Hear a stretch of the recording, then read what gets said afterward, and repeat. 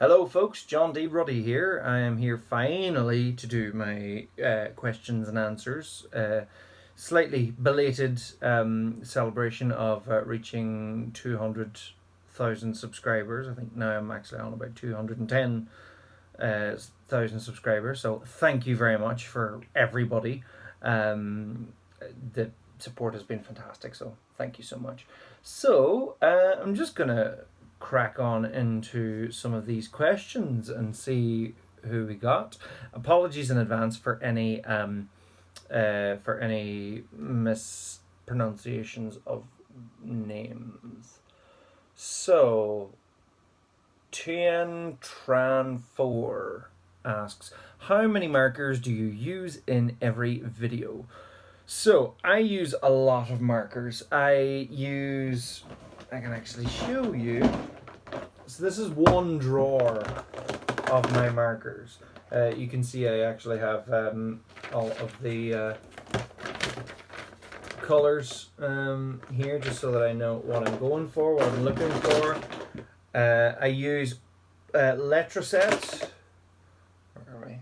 Letraset Pro markers. They're really, really good. Quite expensive, but worth it. They're about €3 per marker, depending on where you get them. But yeah, so I use a lot of markers. I wouldn't necessarily have a set amount of markers that I would use per video, but it would definitely be a lot. A lot of the likes of the reds and the blues I go through, and the greys and the blacks, I just go right through them, because they're very commonly used, particularly red, because I use a lot of blood. A lot of national flags as well have red on them, so that tends to be a common one. Okay, Crazy Climax. How did you get interested in history and politics? Well, it's funny actually. I kind of had a bit of a renaissance of being interested in history. I studied as a primary school teacher, as an elementary school teacher, teaching kids age 4 to 12. And so while I was working as that, I rediscovered my love of history. And I loved, as I was explaining to children, all the different stories of history, I just really rediscovered it and found... I got very frustrated because I had grown bored of history when I was a teenager, and I got frustrated just thinking about how can this be boring? Because, well, I mean, history can very easily become boring, but I decided to. That's why I decided to make these videos, was to try and communicate history in as fun a way as possible. So I got into history. I just love how one thing leads to the next, leads to the next. There's no such thing as an isolated incident in history. It's really quite fun to... The more you understand about history, the more you can understand about today.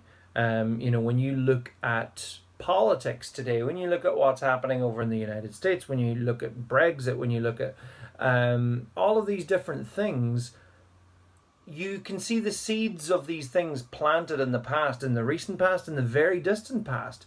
I love all that stuff, and the more I discover about it, the more I look into it, the more interesting it becomes. So let's see.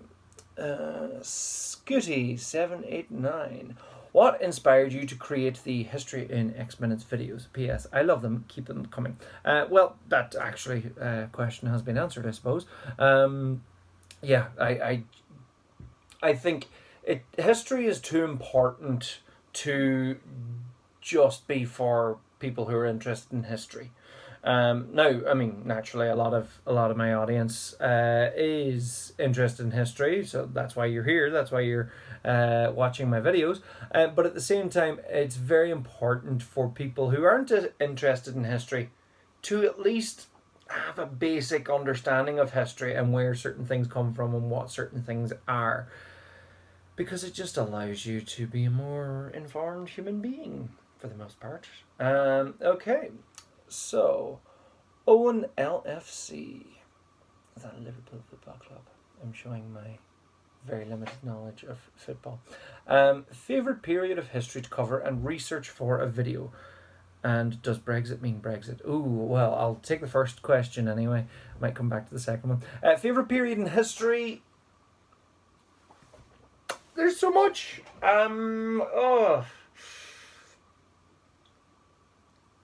My favourite period in history...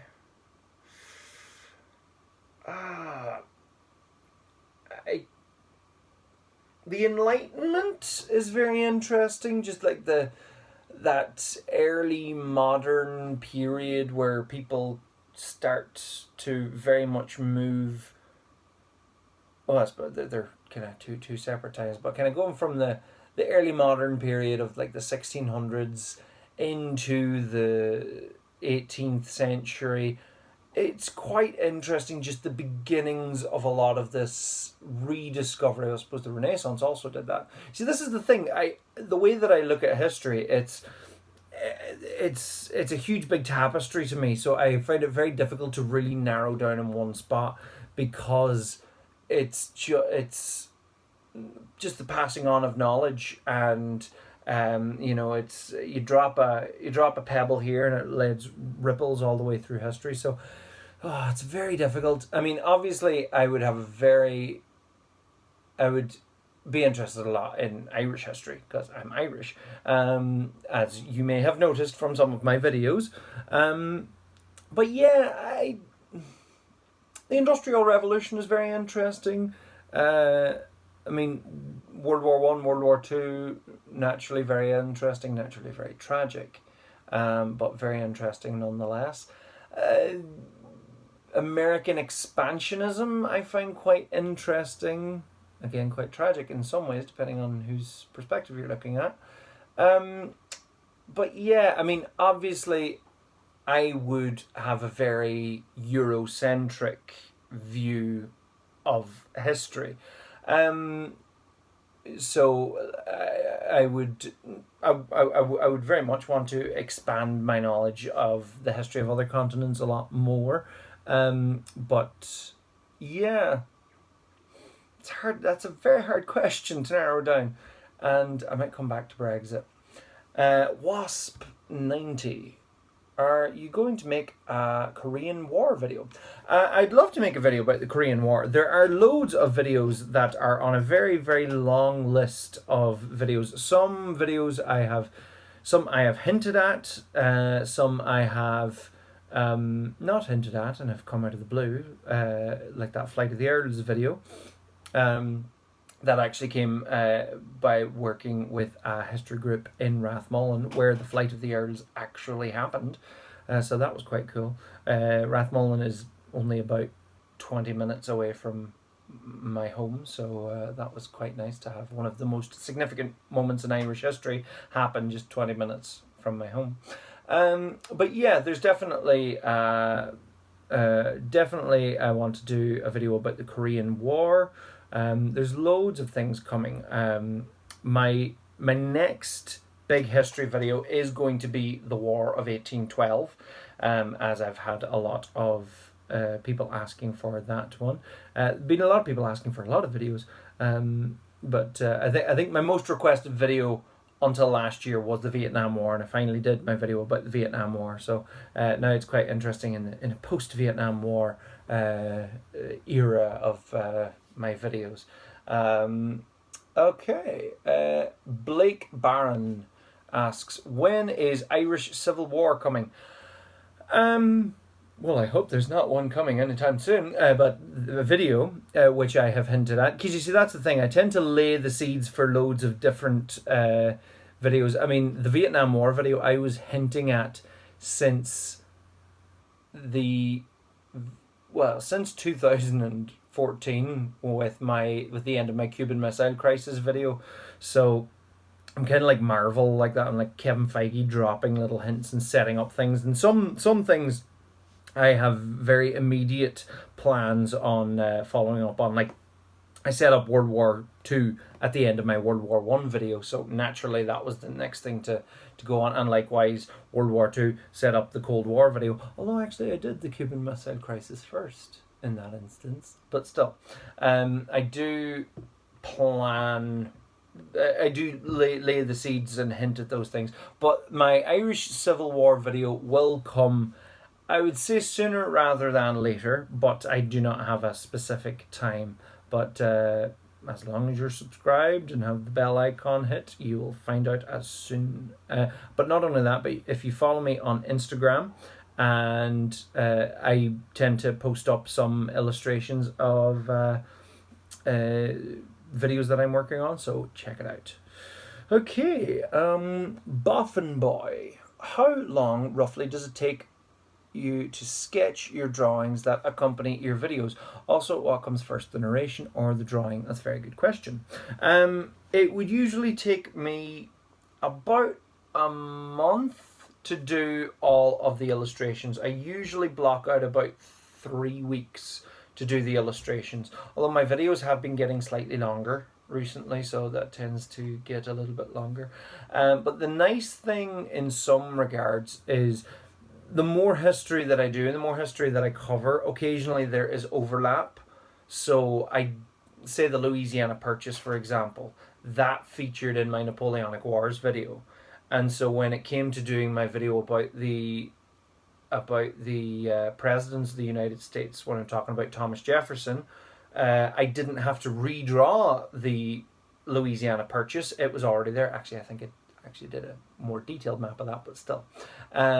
But now when it comes to my War of 1812 video, I don't have to redraw that. That's done. So it's nice that there is an archive building of illustrations that I have done. But yeah, no, they're all hand drawn. They're all drawn on paper. And hold on, actually, I can show you. I keep them all in folders. So here you can see. This is the artwork for the Vietnam War. So you can just see. Whoa.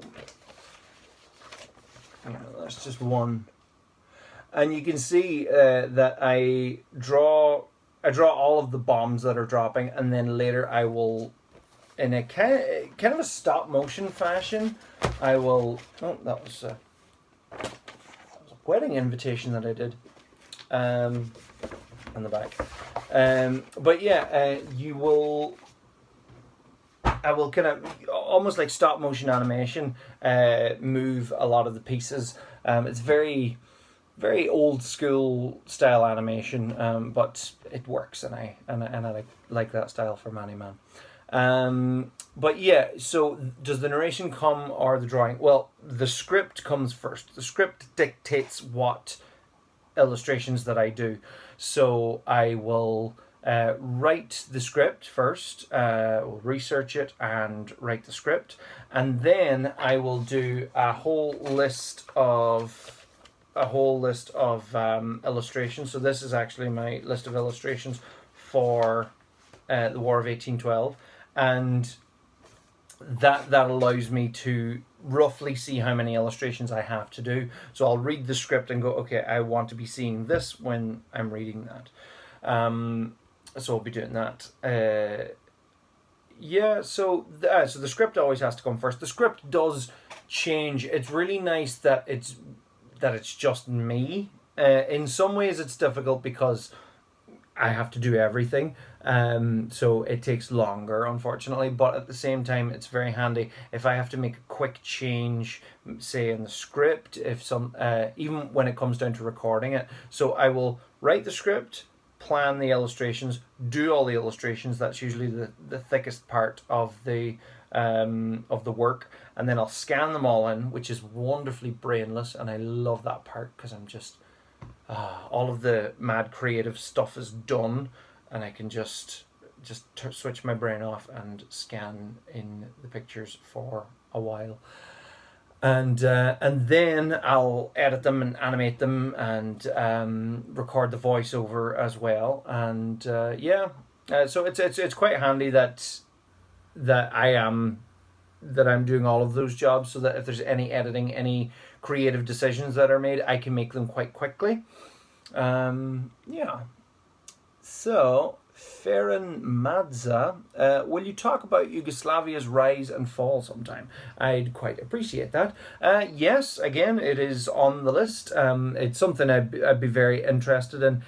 It's actually one of the first real kind of historical moments that I have memory of when I was a kid, um, like in kind of international history, kind of growing up. I was born in '89, but I was too young to say remember the Berlin Wall falling and the reunification of Germany. But the breakup of Yugoslavia is something that I distinctly remember. Well, between that and the troubles in Northern Ireland, which I caught the tail end of as a kid, but I'm on the Republic side of the border, so it wasn't in any ways bad, but you remember it.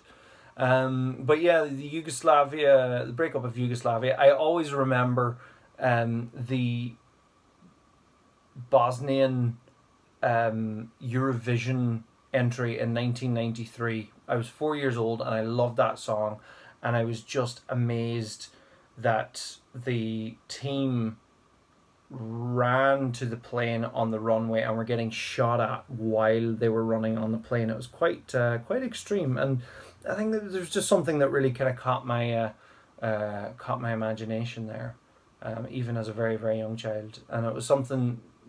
Looking back at it now, just how much of a major thing in history that it was.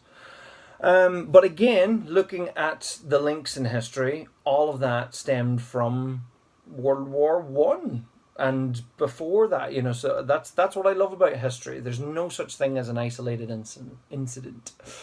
Okay. Bukhari, will you do any wars in Asia after the Vietnam War? Example, Indonesian National Revolution, Chinese Civil War, annexation of East Timor, and others. Yes is the short answer. The slightly longer answer is yes. I will get around to doing as many of these videos as I can. Unfortunately, they are very time heavy and effort heavy. So if you want to support, please find me on Patreon. Go to John D. Ruddy, find John D. Ruddy on Patreon, and you can donate per video. So it's not per month, so you're not cashing out every month, but it's every video then that I post up. You can pay $1, $2, $10, $100 per video, as much as you can afford. That money really helps me, and the bigger money per video, the more incentive I have to make more. Otherwise, I will have other jobs in between the videos. So it's, yeah, I will get around to making as many of these videos as I can. Philip Kapstad Brestein, what is your favorite video so far? Are there any videos you've made that you don't like? That's a very good question. My favorite video, I really like my American Civil War video for the most part. I feel the artwork turned out really well. I like a lot of the maps that I did, a lot of the map work. I love maps, if you haven't guessed, in my through my things. But yeah, it's the American Civil War video would be one of my favorites. Because it's a very interesting story to tell. So that's the one that's jumping out at me at the moment. My least favourite, I wouldn't necessarily have a least favourite, although one thing that I will say is there are certain parts of certain videos which I don't like, aka some very stupid mistakes that I have made, and I hold my hands up. It really frustrates me because I put so much time and effort into making everything as historically accurate as I possibly can, and occasionally something really stupid will just go right under my nose, and because I suppose this is part of the problem of me doing everything, occasionally there'll be just one mistake, like Napoleon died in, oh, was it now 1821. He died in 1821. God, I better check that. But I have in the Napoleonic Wars video that he died in 1825. It still pains me that is. Same at the end of the Vietnam War video. I, for whatever reason, say that Ho Chi Minh City became the capital. It didn't. Hanoi is the capital, remains the capital of Vietnam. Oh, and yes, of course, and I sort of appreciate when people point these things out, but it's very frustrating for me because it's a really stupid mistake that there's so much detail that I have gone into. Like in that Napoleonic Wars video, I spent so long making sure that the map of Europe was right for the month that it was in the middle of that war. And that map changed a lot in the space of 15 years. And so to do something really stupid at the end is just very frustrating. And yeah. There's another video, the Presidents of the United States Part 3. It is definitely one of my more divisive videos for understandable reasons, because it is okay. So the context of me making those videos, I made part 1 leading up to the election of what became the election of Donald Trump, and I made part 2. I think he got elected at that point. No. Actually, part 1 and part 2, I think I made before the election actually happened, and then part 3 I made after the election had happened, but before the inauguration. So I was very annoyed. As many of you have worked out, I would be much more liberally minded. I would not support a lot of what the Republicans in the United States at the moment are pushing for. I try my best to keep my politics out of my videos where I can, where it's appropriate. But I feel in that video, I don't get me wrong, I still stand by every single thing that I said in that video. But I did from Nixon onwards. Well, I mean Nixon, it's easy to go hard on Nixon. But from the 70s onwards, I was much easier on the Democrats and a little bit harsher on the Republicans. But I still stand, and and it's not like I completely let them away. I mean, Barack Obama, I mentioned the drone strikes in the Middle East. I didn't completely say just positive things about one president and just negative things about other presidents. But I still stand by everything that I said, and I do feel slightly vindicated about Donald Trump's presidency. I'm glad that it hasn't been as bad as everyone was expecting it to be. I mean, no wars have started yet. But some of the terrible, terrible things that have been happening under his presidency along the Mexican border, with women's rights, with all sorts of different things like that. So, but I do try to keep my political... That is why I tend to work further back in history, which is why I usually don't do videos on Brexit, for example, because but the thing about political videos is they go out of date very quickly as well. So, so that's one of the major reasons as well. But that was a very good question. It's always good to be able to reflect on your own work. Emric 5, how did you come up with your art style? Big eyes, etc. Yes, Manny Man does have big eyes. Yes, he has very big eyes. I think, yeah, Oliver Cromwell is watching me from behind as well. That was from the stage version of, well, that was actually a cut prop. We ended up not using him, so I have him in my room of Manny Man Does the History of Ireland on stage.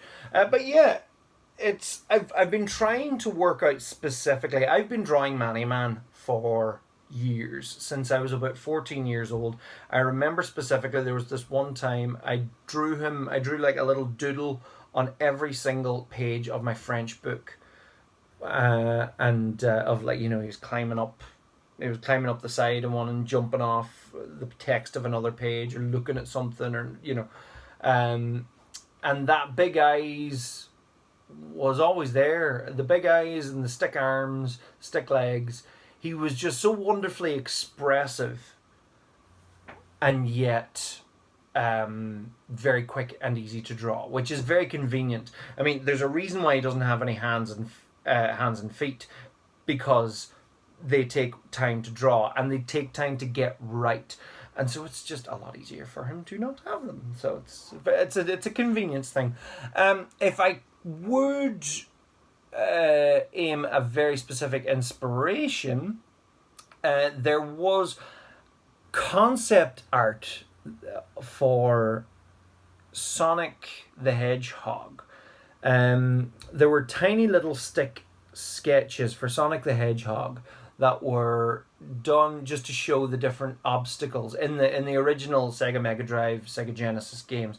And these sketches were included, I think, in the Japanese manuals. And I saw these Japanese manuals when I played Sonic Jam on the Sega Saturn when I was about 11 or 12. And so I drew all of these little figures. And now they're not directly derived, but I think there are certain qualities of those little stick figures of Sonic and Tails and Knuckles that I would say were a light inspiration to what became Manny Man. Fun fact, I'm a massive Sonic the Hedgehog fan back in the day. Okay, Muno Shots.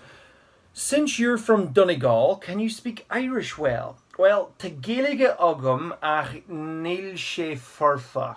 Bhí mé ag staidéar ag Gálaiste Fharraig Maileatha Clia fiú 3 bliana, agus bhí géige agam an sin, tá géige agam an is.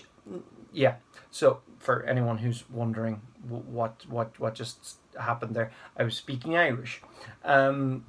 Yes, so I do speak Irish. I don't speak amazing Irish. I would speak better Irish than some, but it's very much book Irish. And so I live in Letterkenny, so that's not part of the Gaeltacht area where people speak a lot more Irish in its natural state, and particularly I do find it difficult listening to native Irish speakers, just in comprehension. There's just so much to it. It's very fast, and it's a very different language to English, so it is a very difficult language to learn, unfortunately. I do my best. I try to do what I can. But yeah, so I love the language. It is beautiful. I'm a Boat asks, question, which video did you like making the most so far? Oh, I've answered that one. It's the Civil War, I think. Anything with really intricate maps I really enjoy. Angry Emu, that's a nice username.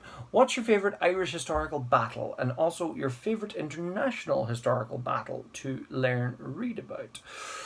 Well, my favourite Irish battle, I mean, to be cliched, I suppose the Easter Rising is so fascinating in 1916, and to pick a specific moment of that, the Battle of Mount Street Bridge is quite amazing. How I think it was about 7 rebels set up in very specific places along Northumberland Road. Um, British troops were marching into the city centre, and these 7 troops, they just walked into a kill zone. The British troops, they just marched up the street, and the rebels opened fire on them, and they wounded over 200 soldiers and killed about 24 soldiers, one of them being an officer, I do believe. Um, it's amazing, and it's amazing to actually go to Mount Street Bridge and to it is Northumberland Road, and stand there and just imagine, this really busy street in Dublin city centre, and this huge battle of, well, like, I mean, small in comparison to the other huge battles of World War One, but this minor battle of World War One happened along the street right there. It's quite amazing. Um, and my favourite international historical battle. Oh, to be very cliched, I do love the Battle of Thermopylae. Just the story. I mean, I suppose I am slightly won over by the over the top ridiculousness that is the movie 300. But I was at the start of 2018. I was in Greece, and I went on a road trip and drove to Thermopylae, and I went up to the hot gates where all the hot springs were coming out, and it smelled of sulfur, rotten eggs.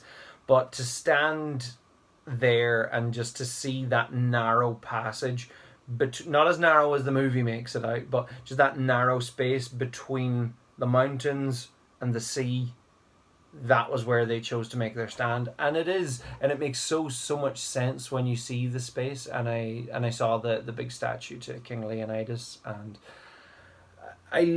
that's one huge thing I love about history. We share our space with the past and with the future, like in a really weird scientific way of like the fourth dimension and stuff, that we share our space with the past. So if you stand somewhere, you are sharing that space with everything that has happened in that space before it. And to stand somewhere and to imagine what this space witnessed, I just find that so fascinating. So to stand somewhere where a battle happened is quite profound. I wouldn't say exciting. I mean, battles are terrible, horrendous things. But yeah, that would be one. I mean, there are many battles which are quite interesting. But that's the one that's kind of popping out of my head. Okay. Daryl asks, can you do a video on New Zealand wars and that involved the English and Maori at the early stages of colonisation?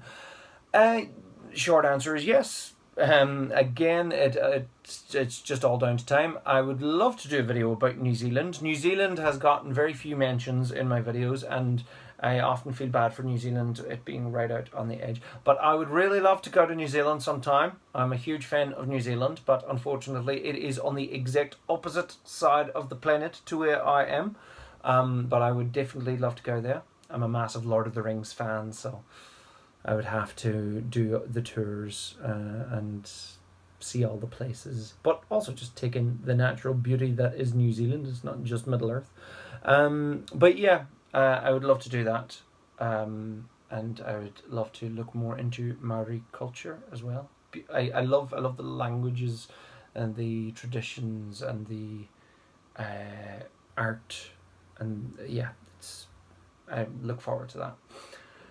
Brady Badly Animates says, what go you into making educational videos on YouTube? What got you into making educational videos on YouTube?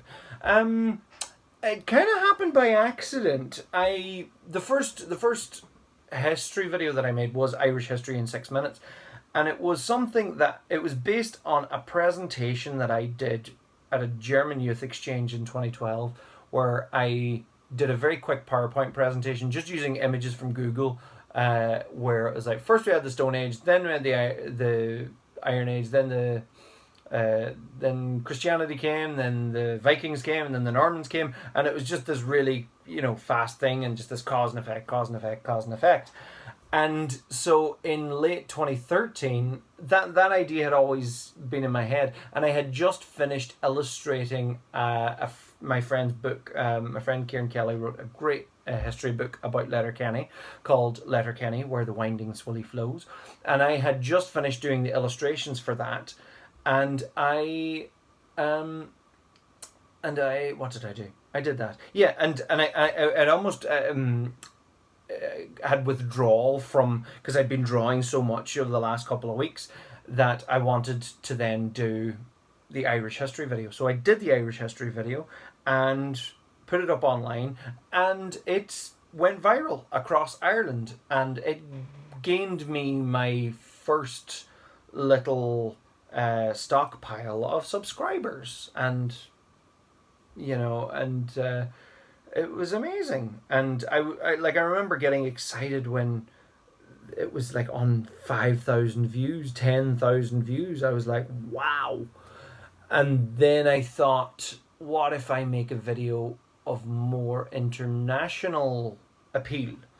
And so it was going into 2014, the beginning of 2014, and I knew this would be the centenary of the beginning of World War One. There'd be a lot about it, so I thought it would be a good idea to do a video about World War One. And so I did a video about World War One, and it exploded, both literally and metaphorically.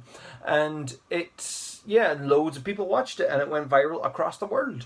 And so again, then I made World War Two, then I made the Cold War, then I made loads of different videos. And all of a sudden, I found myself being a YouTuber, as they say. And I have finally come to terms with the fact that I am a YouTuber and an internet personality, shall we say. So yeah, that is how I got into it.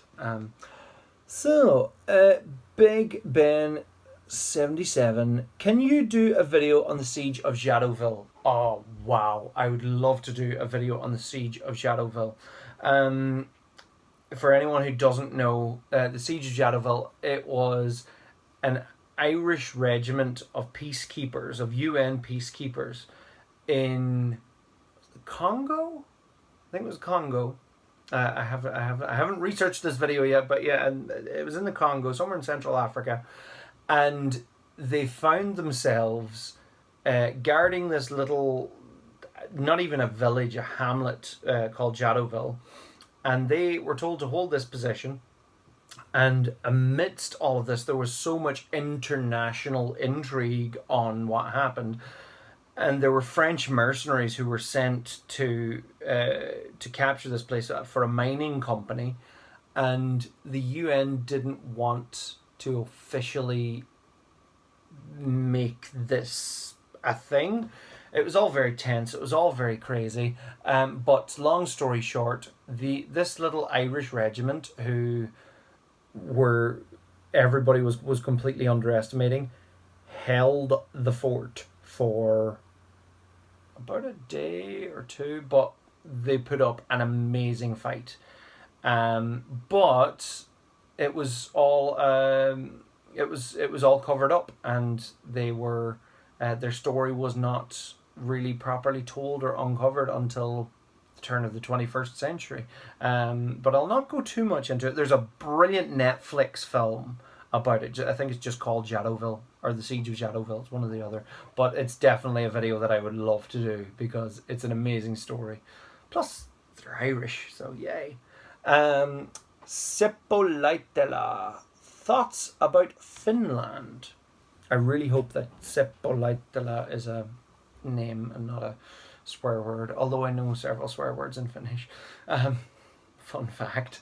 I love Finland. Finland's a great country. I have been to Finland. I have several friends in Finland. And I was there for New Year, so it was the end of 2009, the start of 2010. So I started the decade in Finland. I was in Helsinki very briefly, but I was mainly in Jyväskylä and a little ski resort called Himos. I think Himos. And yeah, I love Finland. It's a beautiful country, and it's an amazing history. A lot of parallels with Ireland. I find particularly like the way that they revived their language against the kind of erosion of Swedish on one side and Russian on the other. That they managed to regain their language and and keep their language burning alive. Even more successfully than the Irish language, unfortunately. But yeah, I just find they're an amazing people, an amazing story. The language itself, I love. I think it's amazing that this that it's a language that isn't. It's not Indo-European. It's Ural. There's a longer name for that family, but it's not Indo-European.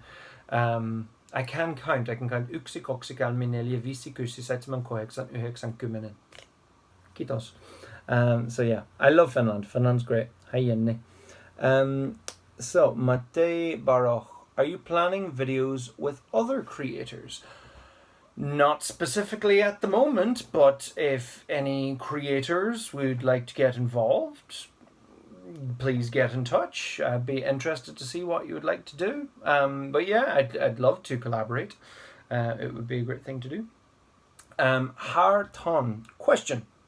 What are your thoughts as an Irishman on the history of the British Empire across the whole board? Do you think there is anything of merit to be said in its favour? What a loaded question. Okay. Is there anything of merit? Well, of course there is. I mean, it is the classic, what have the Romans ever done for us? It's like in Ireland specifically, as much as it has eroded the Irish language, the English language is a very useful thing for us to have as a first language in Ireland. Yeah, I mean, it is a very loaded question. A lot of the very, very beautiful buildings in Dublin were built in the British time in Ireland.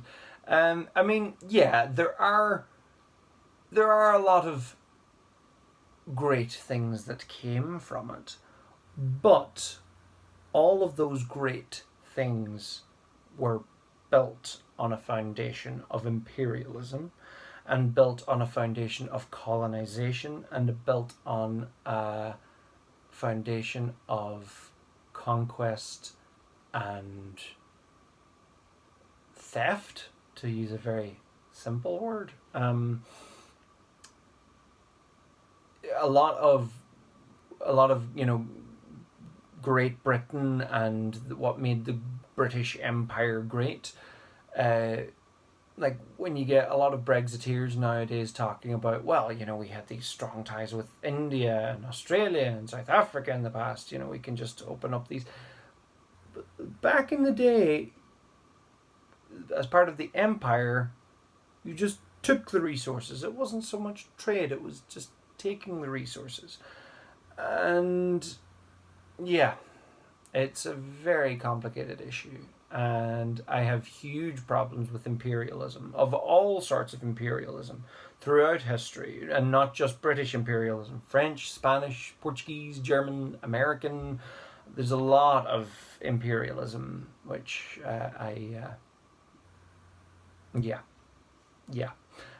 but there are good things that have come from it, but it is always good to acknowledge, it's always useful to acknowledge what something is built upon. It's not necessarily to detract it. For example, say the White House was built by slaves. It's not to detract from the White House. It's not to detract from who lives in there at the moment. But it is important to acknowledge the history, and it is important to acknowledge where that has come from. I hope that answer was sufficient. Wow, there's a lot of questions, and I'm thoroughly enjoying answering these. So, Zufairi Azmi, apologies if that was mispronounced. Who's your favorite content creator on YouTube? Oh, that's a nice question. Probably Lindsay Ellis. I love Lindsay Ellis's videos. For anybody who doesn't know, Lindsay Ellis does a lot of fantastic videos about a lot of things, mainly about media, films, novels, but she has a wonderful way of analysing things, a really funny attitude, really funny way of framing things. She did an absolutely fantastic three-part video on the making of The Hobbit. She's done brilliant videos about Disney, and she's brilliant. She's really, really good. She is a YouTuber who I have been following since her days as the Nostalgia Chick on Channel Awesome, which I was involved with very briefly as well, mainly by name. My videos were hosted there for a while, but I wasn't really involved with them. But yeah, she is a YouTuber who I have been looking up to for years, and I'm glad that she continues to improve, and her stuff just gets better and better and better. So it's wonderful to see that, and wonderful to see her kind of at the epicenter of great YouTube videos. Close on her tail. Through her, actually, I discovered these other two. ContraPoints is a fantastic series of videos by YouTuber Natalie Wynn. She's fantastic. Talks a lot about trans rights, a lot of societal things. She's very risque and raunchy, and I wouldn't advise my younger viewers to watch her stuff just yet. But she is fantastic, and again, very macabre sense of humor, really funny, and gives really interesting insight. And then Philosophy Tube is another great channel which I enjoy. What's his first name? Stone is his surname. He's really interesting too. And Knowing Better is another one. So a lot of videos that just think about what they're saying. Because there's a lot of videos that don't think about what they say. And so I really enjoy those videos. And they make you think, which is important. It's not just about accepting somebody else's opinion on it. It's about making you think and making you evaluate what you think. So I really like that. I like challenging YouTube channels. So, LMG Bros, what inspired you to add faces to the countries in videos? I suppose on a subconscious level, it was probably, the direct thing is just, it makes them more interesting. If you've got a country and they're invading this country, it's funny to see two sets of eyes invading this country.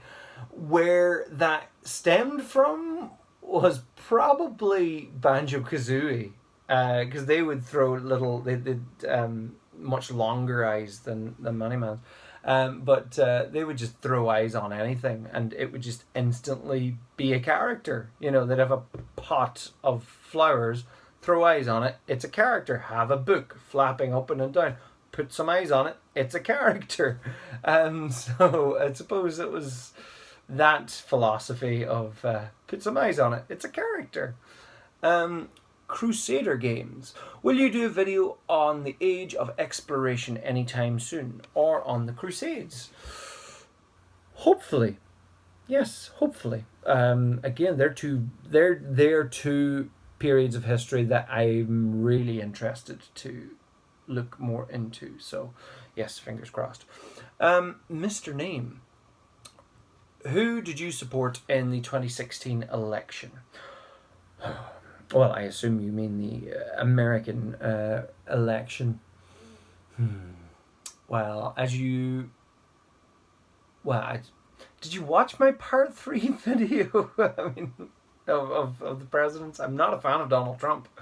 So I was not supporting Donald Trump. I was supporting Bernie Sanders, is who I was supporting. And when the Democrats shot themselves in the foot by allowing Hillary Clinton to get in there. She wasn't liked by a lot of people. Then again, Donald Trump wasn't liked by a lot of people, but yeah, Hillary Clinton wasn't an easy person to get behind.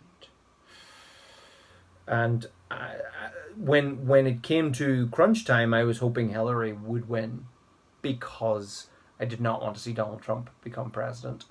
But yeah, it was Bernie Sanders is who I would have wanted, because I think he has a lot of amazing ideas and a lot of compassion for the people of the United States of America.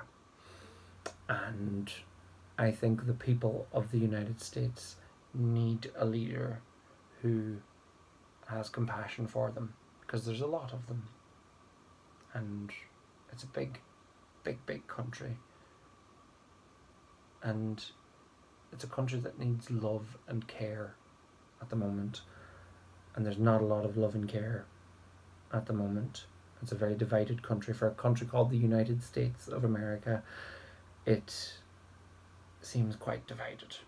It has been more divided in the past, but at the moment, it does seem quite divided. So that was indeed a very divisive election. The next one will be very interesting. Windows XP mapping. Hey John, do you have plans for a third book and a video after this? I was thinking of the history of Canada, Korean War, 30 Years' War, Russian Civil War, Chinese Civil War, and Prime Ministers of Canada, and comparing them other than that. Keeping up the good work, and I want to see the Irish Civil War video soon. Keep up the good work, John. Sorry if long. Thank you. Yeah, they're all great suggestions, and I very much want to look into some Canadian history. Although I am looking into Canadian history at the moment with the War of 1812. But yeah, it would be an interesting one to look into as I'm getting married to a Canadian. So that's going to be a lot of fun. Yeah, Joel Treble Zero. 2 questions. Oh wow. 1. What did you study in school? What school were you in? 2. Where did you get the idea to make these kinds of videos? Well, I think that's been answered a lot. But where did I study in school? In Letterkenny, I went to St. Eunan's College, which was my secondary school or high school. And then I studied in St. Patrick's College in Dublin, where I studied to become a primary school teacher, or an elementary school teacher. I am now teaching the world in the ways of history. Yeah, that was where a lot of it started. And in fact, St. Eunan's College is the birthplace of Manny Man in a lot of ways. It was in the classes of St. Eunan's College. In fact, I can pinpoint it was the Miss Burke's room. I can't remember what number it is, but just off the GPA. That's the first place I specifically remember drawing Manny Man, was in there. So any Letterkenny heads watching this video, fun fact. Liam Dauber, do you have a degree in history? No, I don't, funnily enough, but I do have a degree in education. I would love to pursue a degree in history. I would love to study history academically, but at the moment I have a degree in education, a Bachelor of Education. So I am educating the world. So Galaxy Gamer Q&A. Did you did you meet Oversimplified before, and what inspired you to make history videos? Well, I've explained that now. No, I have not met Oversimplified. I think they're really good videos. It's funny seeing a lot of these history made easy videos. So it's always good to see somebody telling the stories. But no, I have never. But hopefully someday I will. What is their name? It's clearly not Oversimplified. But Josh, where are you from and which county, state? Thanks, love the videos. I am from Ireland, from Donegal, up in the northwest, Ireland's most northerly county, and from the town of Letterkenny. Froto Chuck, opinions on Brexit? Oh, another loaded question. I think Brexit is a huge existential crisis for Britain right now. Where as much of me wants to, part of me wants to just sit down with a box of popcorn and watch it. I find the whole thing very sad. I find it very sad in a lot of ways. I find it... see so many people who have been sold a lie, about us. Well, us. I'm not part of them. About them being better off without the European Union. I find it very sad that that attitude has been allowed to fester. I don't think it's a very healthy attitude. I think the whole thing about, all remembering about how during World War II they stuck it out on their own. But it wasn't until everybody came together that things actually got done. And in the wake of World War II, it was Winston Churchill who was one of the many people who moved towards a more united Europe. The European Union, or what became the European Union, was set... There's so much focus now on economics, and so much focus on the economics of the European Union, and trade and all of that, and regulation and all of that. But we need to remember that the European Union was set up to stop something as bad as World War II happening again, at least within Europe. Particularly to stop Germany and France ever going to war again. We are currently living through the longest period of history where France and Germany have not been to war, or what the area that is French speaking and German speaking are not at war with each other. And it's important to remember that, and it's important to remember how delicate all of that is. But also just how strong we are together. It does require compromise. It does require not always getting entirely your way. Ireland has benefited from the European Union in a lot of ways.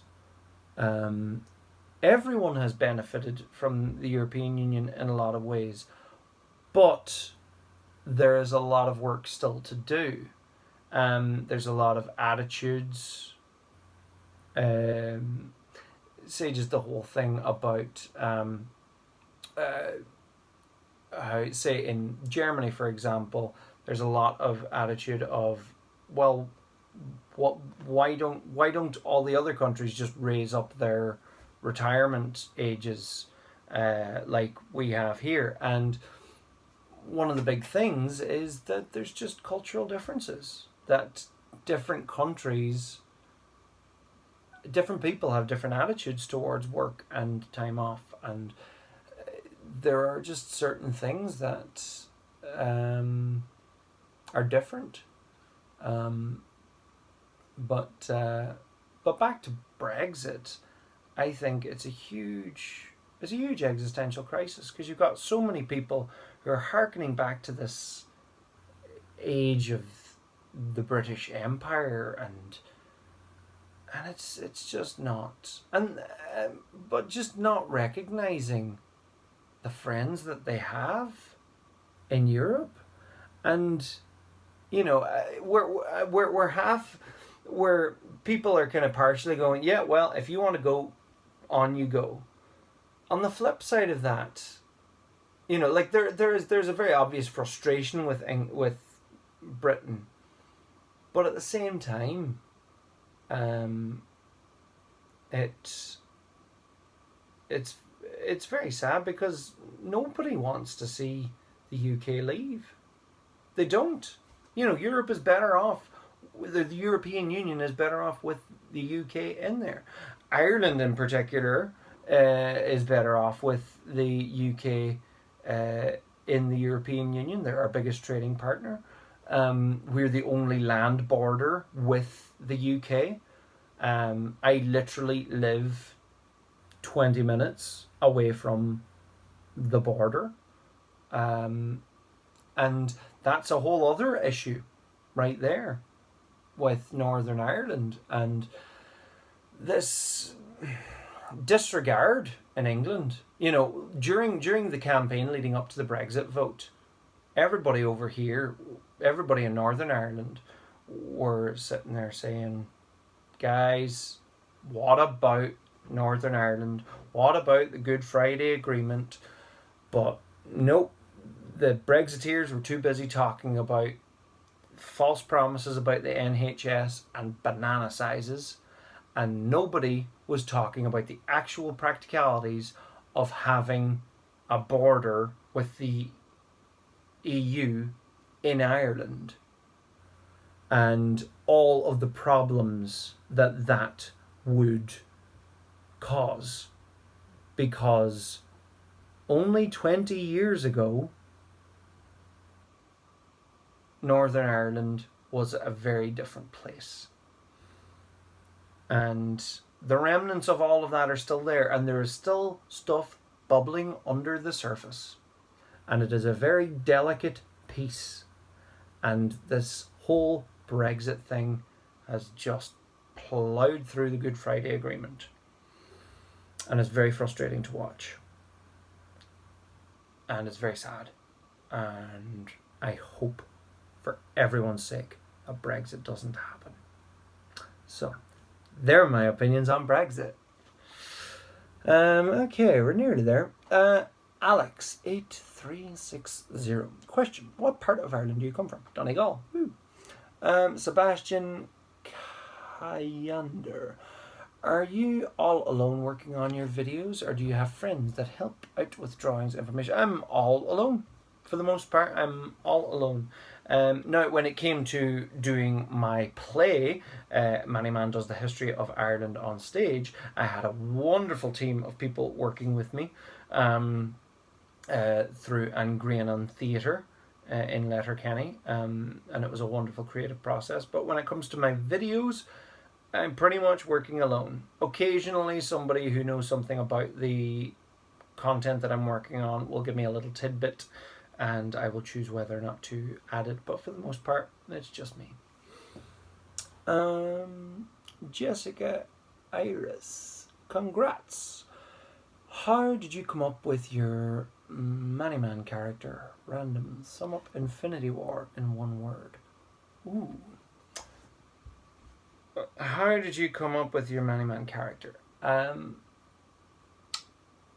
yeah, I was drawing him randomly on my copybooks, and I just never stopped drawing him. My friends from university would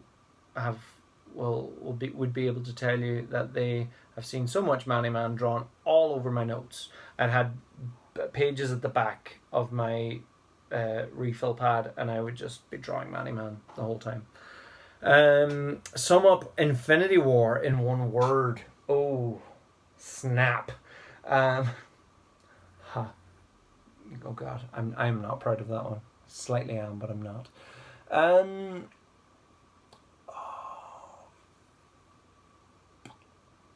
Game changing, shall we say? Can you make a step-by-step process video on how you make your videos? I hope to do that sooner rather than later, so keep an eye out. Why?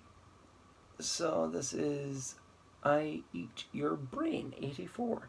Nice. Didn't know we had zombies writing things. Why denying/doubting the Holocaust is considered a crime? Oh, well, it is in Germany anyway. And I think it's considered a crime because it's too important to deny. It's too important to deny. Particularly in this day and age when you see so many people out there who either deny it or downplay it. What is the objective of that? What is the objective of downplaying the Holocaust? What is your goal? You know, oh no, it wasn't as bad as all that. It wasn't like I've seen on my World War II videos. A lot of changing of narratives. Oh no, it wasn't the Germans. It was the Soviets.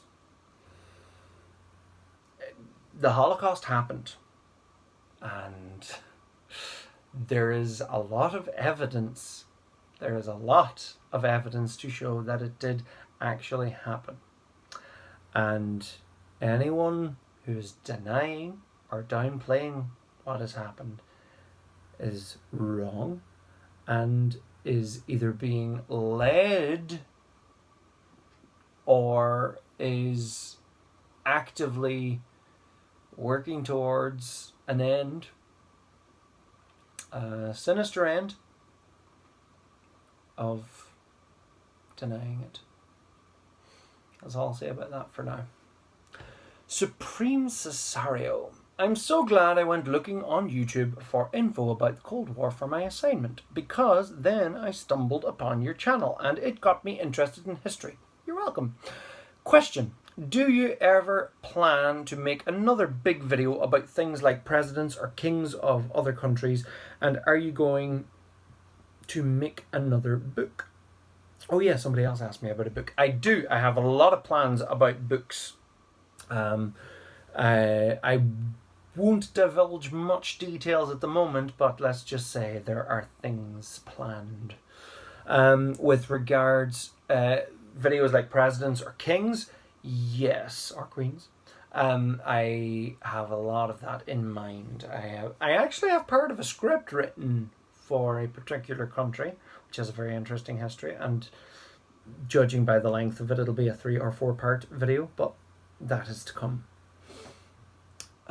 Linus Ethier, how tall are you? I am 6 foot tall.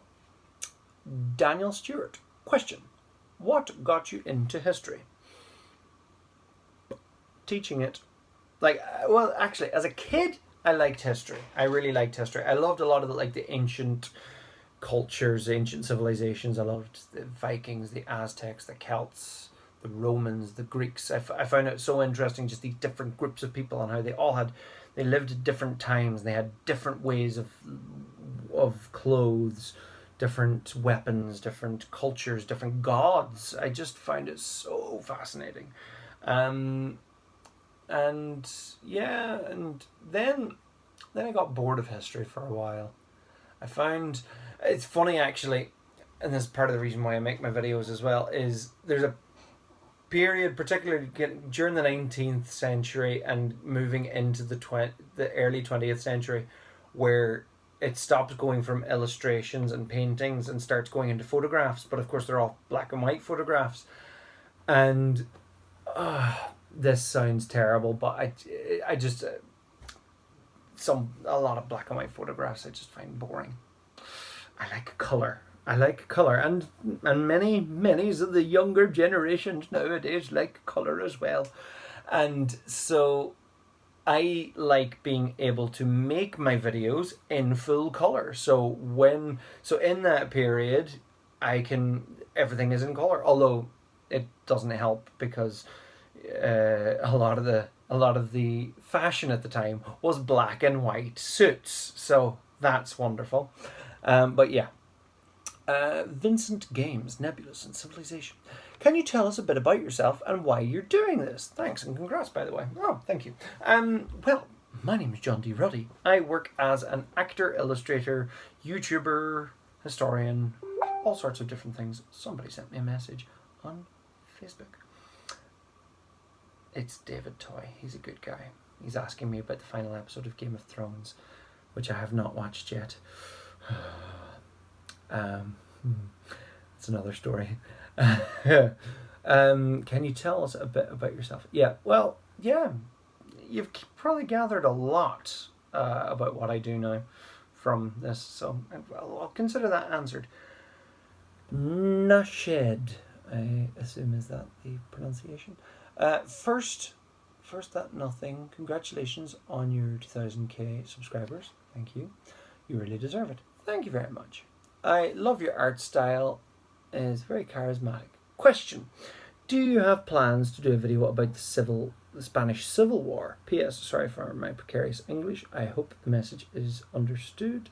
Good luck. It is indeed understood, and never worry about precarious English. English is a wonderfully flexible language, and it is very easy to get your point across in broken English. So never worry about that. Some other languages are much more difficult, and just changing one word can completely change the meaning of the sentence. But English is thankfully a lot more forgiving in that way, I think. But yeah, Spanish Civil War, I would be very interested in doing that. A lot of Irish people fought in the Spanish Civil War on both sides, interestingly enough. A lot of fighters who were kind of veterans of the Irish War of Independence and Civil War went on to go and fight in the Spanish Civil War. Obviously, that's not the only reason why I'd be interested in writing about it, but yeah. Bloodwolf 72 or Bloodwolf 720. Can you do a collaboration with Oversimplified or Alternate History Hub? I'd be very interested in doing that. If you want to let them know that I am interested, please tell them, and I might get in touch. And if you are watching, please get in touch. It would be very interesting to collab. Okay, so you Vakin, what do you think of Irish politics? Oh, this is the final question. What a great question to end on. I think Irish politics is moving into a new era. I think the whole Fianna Fáil, Fine Gael thing is a little bit two sides of the same coin. They're very, very similar and pretending to be very, very different, which is very frustrating. Particularly when you look at their history. I mean, you know, they divided up just on very petty ways. But yeah, so I think I would like to see them eventually merge or something. I think the Labour Party has a lot of soul searching to do. You've got a Labour Party that's not properly looking out for the working class. You've got a problem. And the Labour Party, I still believe in you guys, but just sort yourselves out. And if there's a reason why you're hemorrhaging voters to the likes of people before profit, maybe it's because you're not putting people before profit. So think very hard, Labour Party. Sinn Féin are populist. It's interesting. It'll be interesting to see what they do in the next few years, particularly around Brexit and the Northern Ireland question and Irish reunification. And I'd be interested to see if they would want Irish unification to happen with them not being in government. But in a lot of ways, lads, get yourselves into Stormont and actually run the place. Same to the DUP, all of you. gone cop on and actually run the country, or part of the country, and less of all that very silly stuff. Irish politics is a lot of fun. But at the same time, there's probably a reason why I look to other countries' politics, because in some ways it's a bit more interesting at times. But yeah, so that has been the questions and answers. So I hope you enjoyed it. Don't forget to subscribe and hit the bell icon. Also, you can follow me at John D. Ruddy on Facebook, Twitter, and Instagram. You can support these videos by making a pledge on Patreon. This is hugely helpful in creating new videos. You can get Many Man merchandise, such as this wonderful t-shirt, and many, many more. Many, many more Many Man things. You can get them on johndruddy.com. So check it out. Thank you so much for watching.